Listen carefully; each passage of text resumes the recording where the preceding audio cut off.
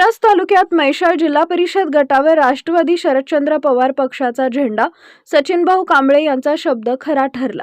मिरज तालुक्यातील बोलवाड गावचे सुपुत्र आणि चळवळीतील खंबीर कार्यकर्ते सचिनभाऊ कांबळे यांनी निवडणुकांपूर्वी नेते मनोजबाबा शिंदे म्हैसाळकर यांच्या नेतृत्वाखाली राष्ट्रवादी शरदचंद्र पवार पक्षात पक्षप्रवेश केला होता।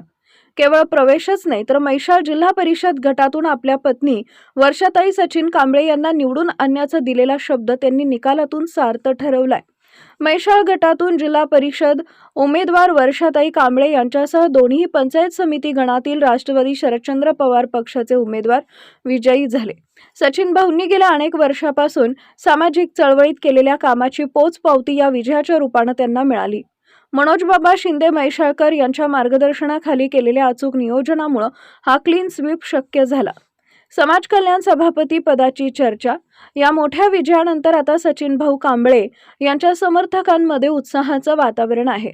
जिल्ह्यात महाविकास आघाडीची सत्ता स्थापन झाल्यास वर्षाताई कांबळे यांना समाज कल्याण सभापती पद मिळावं अशी आग्रही मागणी आणि विश्वास समर्थकांकडून व्यक्त होत आहे।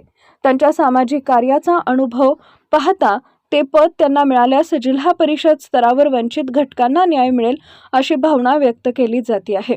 सचिन भाऊंनी दिलेला शब्द पाळला असून आता पक्षाने त्यांच्या कार्याची दखल घेऊन वर्षाताईंना मोठी संधी द्यावी अशी मागणी मिरज तालुक्यात रंगली आहे।